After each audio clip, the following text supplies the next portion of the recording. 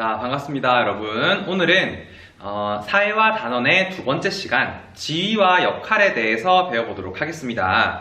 우리 지난 시간에 배웠던 사회화를 거치게 되면 동물적 존재가 어떻게 바뀐다라고 했었죠? 그렇죠. 이 동물적 존재가 사회적 존재로 거듭나게 된다라고 했습니다. 그래서 이 사회화를 보는 관점, 사회화의 유형, 그리고 사회화의 기관들에 대해서까지 배워봤던 것 같아요.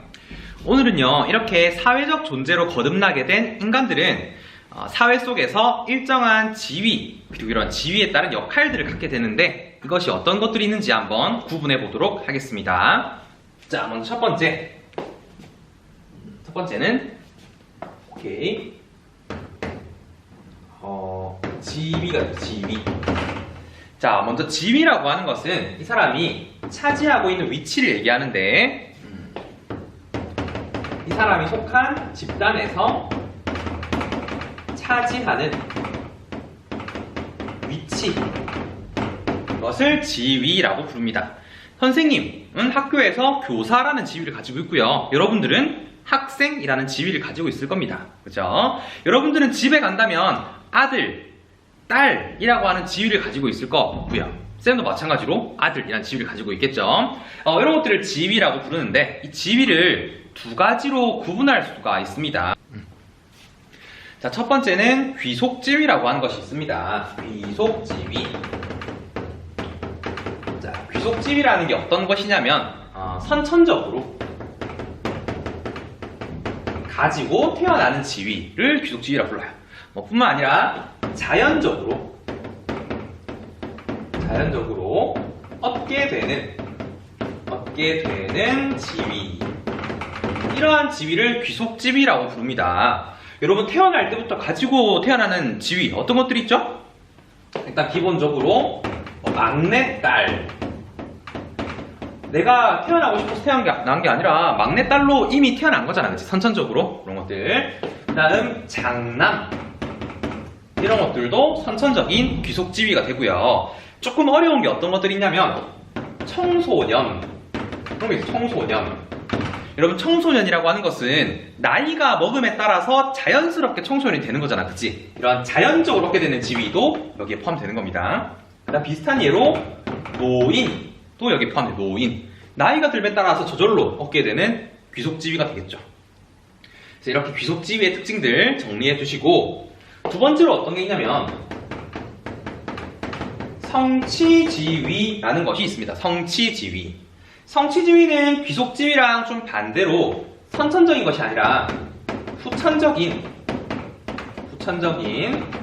노력으로 얻게 되는 지위를 성취지위라고 불러요. 예를 한번 들어볼까요? 대표적으로 일단 첫 번째, 아버지. 여러분, 아버지가 되려면 뭐 해야 돼? 결혼해야 됩니다. 그죠? 결혼해서 아기를 낳아야 돼요. 그래야지만 아버지라고 불릴 수 있겠죠. 그래서 성취지위라고 꼽을 수 있고요. 그 다음 마찬가지로 아내가 되려고 해도 결혼해야 되잖아요. 그죠? 그 다음 교사라든지 회사원, 이런 전부 다 성취지위가 되겠습니다. 이렇게 두 가지, 귀속지위인지 성취지위인지 구분해서 정리를 해주시기 바랍니다. 그 다음 두 번째 갈게요. 자, 이러한 지위에는 역할이라고 하는 것이 부여되게 되는데, 역할이 뭔지를 한번 좀 볼게요. 쌤이 역할을 좀 설명하기 쉽게 비유를 좀 들어주면, 이 역할은 연극이나 영화, 드라마 같은 곳에서 쓰는 대본과 같다라고 보면 될 것 같아요. 대본. 이 배우들이 어떤 연기를 해야 될지 적혀있는 종이를 대본이라 부르잖아요. 그죠? 마찬가지예요. 사람들에게 일정한 지위에서 기대되는 행동들, 그런 행동들을 역할이라고 불러요. 정리해 볼게요. 자, 이거 어떤 거냐면 기대되는 행동 양식, 이런 행동 양식을 역할이라 부릅니다. 여러분들의 지위는 학교에서 학생이다, 그죠? 학생의 역할은 뭘까요? 그렇죠. 선생님 말을 잘 듣고 공부를 열심히 하는 것, 이것을 기대하잖아, 그치? 사람들이 당신들에게, 여러분들에게 기대하잖아, 그죠? 이것을 역할이라 부릅니다. 그 다음 두 번째, 역할 행동이라는 게 있어요. 역할 행동. 이 역할 행동은 좀 비유를 들어주면 이 대본에 따라서 실제로 영화 배우가 하게 되는 연기, 그것을 역할 행동이라고 부를 수 있습니다. 이 대본은요, 다 똑같이 배우들에게 주겠지만 배우들마다 하는 연기는 각각 다를까요? 같을까요? 그렇죠. 배우들마다 자기가 어떻게 연기할지는 다 다를 겁니다. 똑같아요. 사람들에게 주어진 역할들은 다 똑같을 거야. 그렇지만 사람들마다 하게 되는 역할 행동은 다 다르다라는 거죠. 좀 정리해 볼게요. 자, 역할 행동이라는 거 어떤 거냐면 실제로 수행하는 구체적인 양식, 이런 것을 역할 행동이라고 부릅니다. 쌤이 아까도 얘기했지만 여러분의 역할은 공부를 열심히 하는 겁니다. 그렇지만 학생들마다 역할 행동은 다 다르겠죠. 내가 어떻게 공부하는지, 어떻게 성적이 나오는지는 학생들마다 다 다를 수가 있다는 거예요. 이것을 역할 행동이라고 부릅니다. 여기서 팁을 한 가지만 드리자면, 여러분, 역할이라고 하는 건 내가 아직 했어 안 했어? 아직 안 하고 사람들이 나에게 이렇게 했으면 좋겠다라고 기대만 하는 거예요. 아직 안 한 거야. 그치? 그 다음 역할 행동은 내가 이미 했어 안 했어? 이미 한 행동을 역할 행동이라고 부른다는 거예요. 이 두 가지 구분하는 거 일단 첫 번째 팁이고요. 그 다음 여러분들 내가 상을 주려면 역할에다가 상을 줄까요? 역할 행동에다가 상을 줄까요? 여러분들이 감독이라 생각해 봐요. 내가 대본을 되게 잘 쓴 사람, 대본에다가 상을 줄까? 아니면 이 대본에 따라 연기를 정말 잘한 사람에게다 상을 줄까? 연기상을 준다면 연기를 어떻게 잘했는지 여기에다가 줘야 될 거 아니야, 그치? 마찬가지예요. 만약에 보상이라든지 아니면 제재를 가한다라고 할 때 이 보상이나 제재는 역할이 아니라 역할 행동에다가 줘야 된다는 거야. 학생의 역할은 공부를 열심히 하는 겁니다. 그렇지만 이 역할에 따라 상을 주진 않잖아, 그죠? 그 역할에 따라서 실제로 어떤 행동을 잘 했는지에 따라서 상을 주거나 벌을 주거나 할 수 있다는 거죠. 그래서 역할 행동에 따라 보상과 제재를 준다는 거 기억해 주시고, 이러한 보상과 제재에는 물리적인 보상이 있을 수도 있고 아니면 비물질적인 보상이 있을 수도 있습니다. 요거 물질적인 걸로 바꿀게요. 물질적인 보상 혹은 비물질적인 보상이 있을 수 있습니다. 먼저 물질적인 보상이라고 하면 실제로 뭘 주는 거죠. 돈을 준다든지 상장을 준다든지 이렇게 하는 거고, 비물질적인 보상이라고 하면 칭찬이라든지 존경이라든지 이런 것들을 비물질적인 보상이라고 합니다. 어쨌든 이 두 가지도 역할이 아니라 어디에? 역할 행동에 따라서 부여하는 거다라는 거 잘 기억해 주시면 좋겠습니다. 자, 그러면 마지막. 마지막은 역할 갈등에 대해서 조금만 정리해 볼게요.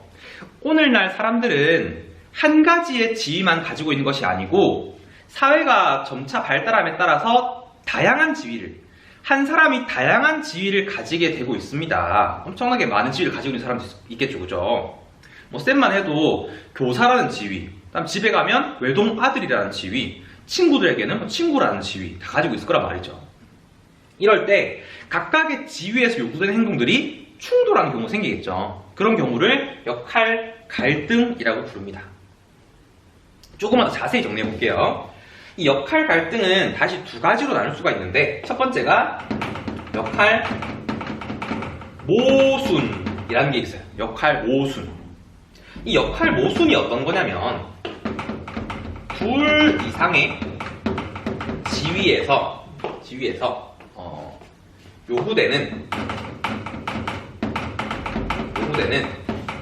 역할이 충돌할 때 이것을 역할. 자, 선생님이 예를 한번 좀 들어볼게요. 어떤 사람이 경찰관이야, 경찰관. 내가 경찰관이라는 지위를 가지고 있는데 한 날에 음주 단속을 딱 하는 거야. 밤에 막 추운 날에 혼자 단속하고 있는데 저 멀리서 차가 안 들어옵니다. 차가 오는데 어디서 내가 보던 차야? 뭐지? 창문 내렸는데 우리 아빠네. 아이고, 우리 아빠가 술이 많이 취하셨어. 술 냄새가 납니다. 나를 보시더니 아들아, 나 오늘 술 많이 먹었다. 나 좀 봐도 하는 거야.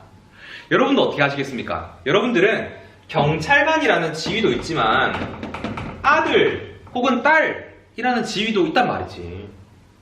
내가 경찰관이라면 이 사람을 범죄자를 잡아야 되는 역할이 있을 거고, 아들이라면 아버지에게 효도해야 되는 이런 역할도 있을 거란 말이죠. 이 두 가지가 충돌할 때 어떤 걸 결정할지 몰라서 고민하는 상태, 이런 상태를 역할 모순이라고 부른다고요. 여러분 어떻게 하시겠습니까?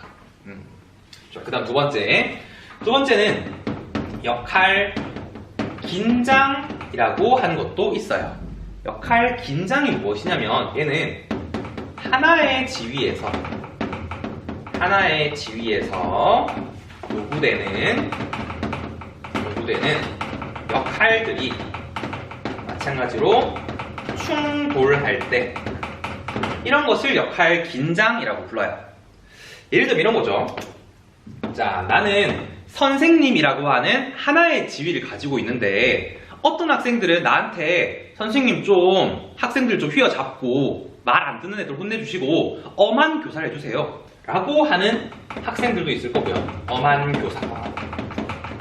그 다음 어떤 학생들은 선생님 저는 좀 잘 챙겨주시고 다정다감하게 말씀해 주시면 좋겠어요. 이런 다정한 교사를 바라는 학생들도 있겠죠. 그래서 어떤 학생들의 기대에 내가 만족시켜 줘야 될까를 고민하는 상태, 이런 상태는 역할 긴장이라고 부를 수도 있겠죠. 그래서 역할 갈등은 두 가지로 나뉜다 라는 것까지 알아두시면 되겠습니다. 자, 이렇게 해서 지위가 어떤 건지, 지위의 유형들은 두 가지 어떤 것들이 있는지 알아보았고, 역할 행동 어떤 차이가 있는가, 그리고 보상과 제재는 역할 행동에 따라 준다는 거 꼭 기억하시고, 마지막으로 역할 갈등이 어떤 것인가에 따라서도 정리해봤습니다. 선생님, 마지막 역할 갈등은 시험에 잘 나오니까 팁을 한 개 준다면, 역할 갈등은요 항상 타인의 기대가 충돌할 때 내가 어떤 타인의 기대를 만족시켜 줄까를 고민하는 거야. 이 둘 중에 하나라도 만약에 자기 자신의 기대가 들어가 있어, 그런 것은 역할 갈등이 되지 않습니다. 내가 스스로 서울대를 갈까? 고려대를 갈까? 이렇게 고민하는 것은 개인적 고민이에요. 이런 것도 역할 갈등이 아닌 거지. 알겠죠? 이렇게 해서 정리 잘 하시고 우리 문제풀이 하면서 다시 정리하도록 하겠습니다.